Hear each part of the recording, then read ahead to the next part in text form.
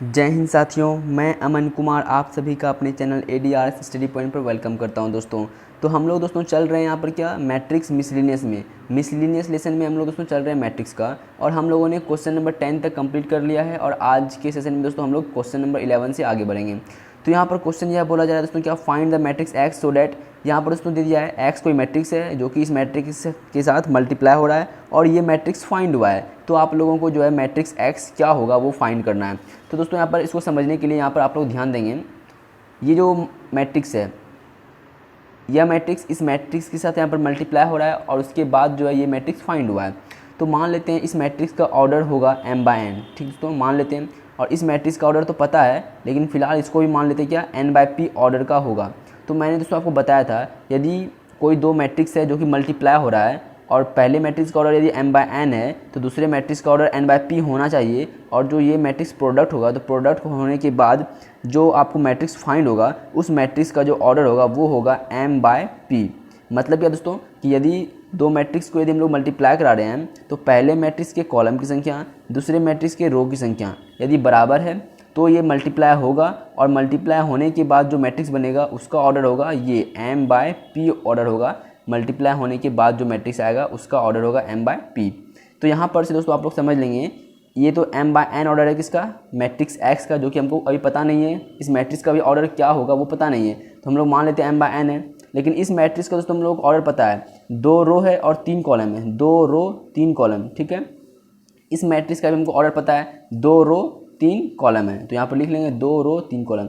तो यदि दोस्तों यहाँ से आप लोग कंपेयर करें तो आपको यहाँ पर पता चल जाएगा कि n का वैल्यू क्या हो जाएगा, n का वैल्यू 2 होगा। क्यों होगा, क्योंकि मैंने आपको बताया दोस्तों ये गुना तभी होगा जब पहले मैट्रिक्स के कॉलम की संख्या और दूसरे मैट्रिक्स की रो की संख्या यदि बराबर हो डेट मीन्स क्या, यहाँ पर भी 2 होगा तभी तो ये मल्टीप्लाई होगा। तो इस तरह से जो है दोस्तों हम लोगों को यहाँ पर n का वैल्यू 2 फाइंड हो जाता है, ठीक है।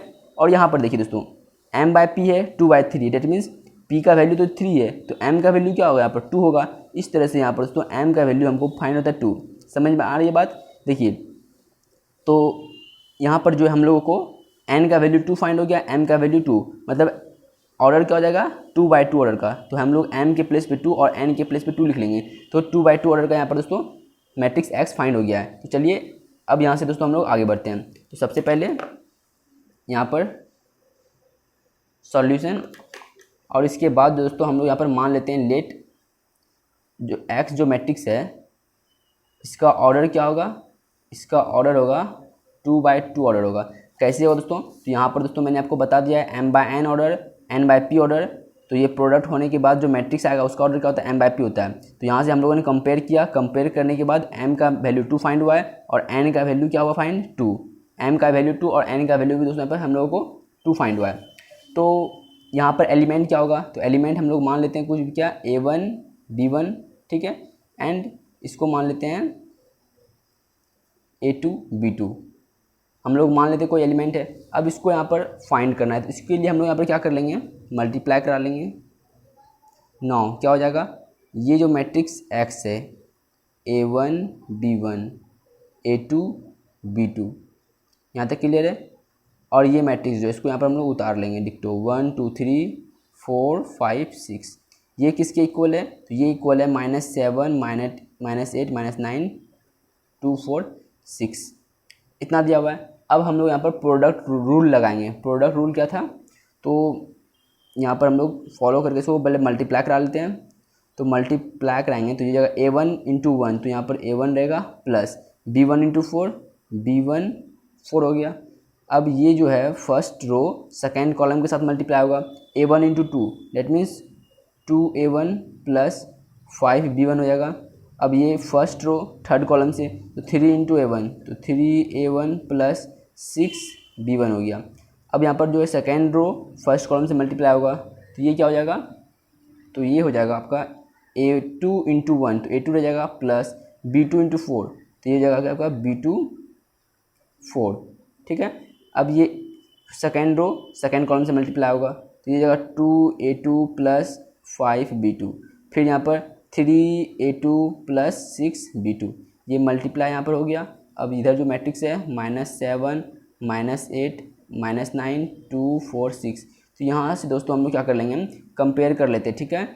इक्वल मैट्रिक्स से जो है हम लोग इक्वल मैट्रिक्स पढ़े हैं कि यहाँ से जो है हम लोग कंपेयर कर सकते हैं। तो कंपेयर करेंगे तो यहाँ से ये जो हमारा टर्म है इस टर्म के इक्वल हो जाएगा क्या -7, इस टर्म के इक्वल हो जाएगा क्या -8 और इस टर्म के इक्वल हो जाएगा -9।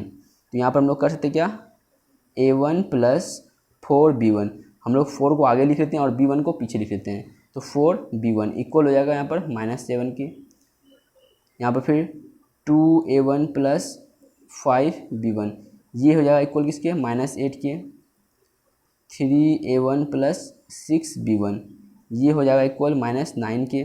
तो यहाँ पर दोस्तों हम लोग जो इसको इक्वेशन फर्स्ट मान लेते हैं और इसको इक्वेशन सेकंड मान लेते हैं। यदि इसको सॉल्व करेंगे तो हमको a1 और b1 का वैल्यू यहाँ पर फाइंड हो जाएगा दोस्तों, ठीक है।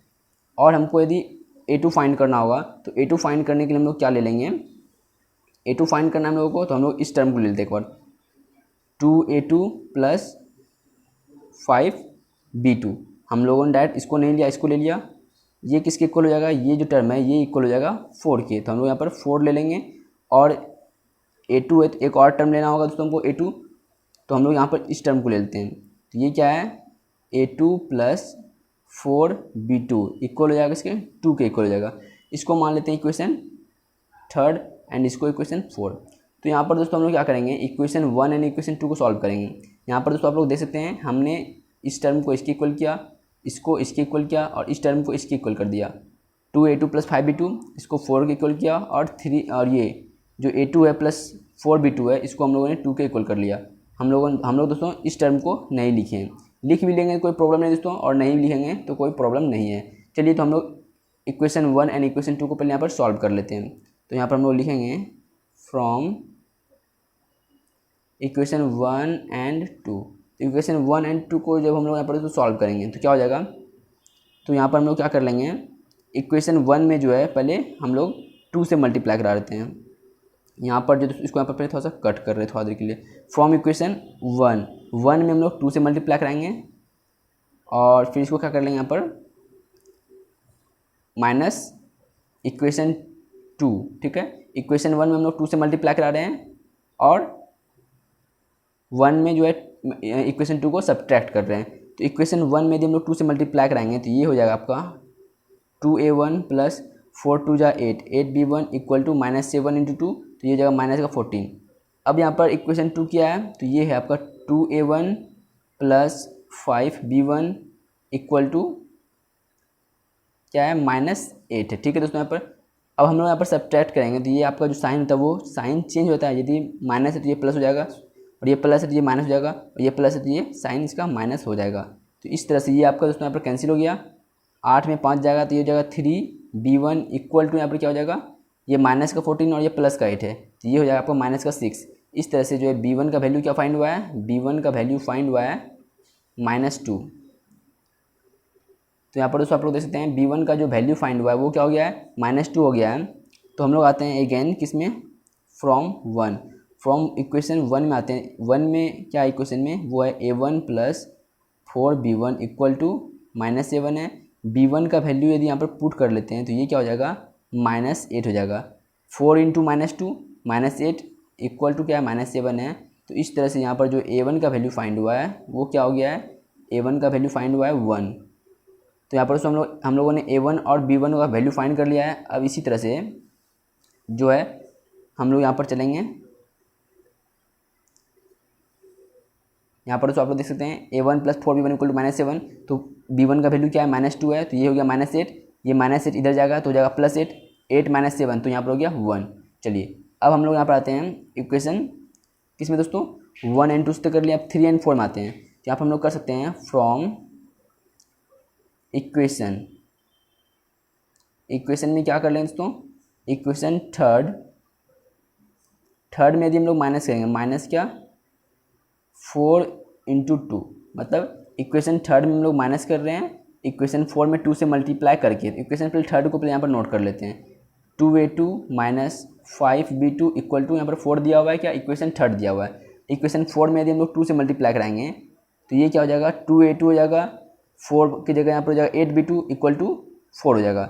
यदि आप लोग इक्वेशन 4 में 2 से मल्टीप्लाई कराएंगे तो यहाँ पर चलिए अगर हम लोग यहाँ पर लिख लेंगे 2 × a2 2a2 + 4b2 × 2 8b2 equal to 2 into 2 4। अब सब्ट्रैक्ट करेंगे तो ये प्लस का माइनस प्लस माइनस ये हो जाएगा, प्लस वाला टर्म माइनस हो जाएगा, ये आपका कैंसिल हो गया। अब -8 -5 ये हो गया -13b2 और ये आपका टर्म हो गया क्या, जहाँ पर दोस्तों 0 हो गया, ये टर्म आपका यहाँ पर 0 बन रहा है। तो इस तरह से जो है b2 इक्वल टू क्या हो जाएगा, b2 इक्वल टू हो जाएगा 0/-13 और 0 डिजिट होता है तो वो होता है आपका 0। तो यहाँ से जो है दोस्तों आपको b2 का वैल्यू क्या फाइंड हो गया है, b2 का वैल्यू फाइंड हो गया है 0। आई होप कि दोस्तों आप लोग यहाँ पर मेरे साथ साथ यहाँ पर नोट कर रहे होंगे। और अब हम लोग जो है फिर से इक्वेशन यहाँ पर इक्वेशन थर्ड में आएंगे और b2 का वैल्यू इक्वेशन थर्ड में पुट करेंगे तो हमको a2 का वैल्यू फाइंड हो जाएगा। तो यहाँ पर दोस्तों आप लोग देखेंगे फ्रॉम इक्वेशन थर्ड, तो इक्वेशन थर्ड में क्या था दोस्तों हम लोगों का, तो एक और यहाँ पर मैं यहाँ पर इक्वेशन थर्ड में यहाँ पर दिया हुआ टर्म आपका वो है 2a2 + 5b2 इक्वल टू 4 और हम लोगों को b2 का वैल्यू फाइंड हो चुका है। तो हम लोग यहाँ पर लिख लेंगे 2a2 + 5 इंटू b2 का मान है 0 इक्वल टू 4। तो यहाँ पर से दोस्तों हो गया है क्या, 2a2 इक्वल टू 4। तो a2 का वैल्यू क्या फाइंड हो गया है यहाँ पर 2, a2 का वैल्यू 2 फाइंड हो गया है। तो हम लोगों ने यहाँ पर फाइंड कर लिया है, हैंस a1 का वैल्यू फाइंड किया है 1, b1 का वैल्यू फाइंड किया है -2 और फिर यहाँ पर दोस्तों a2 का वैल्यू फाइंड किया है 2 एंड b2 का वैल्यू क्या फाइंड किया है 0।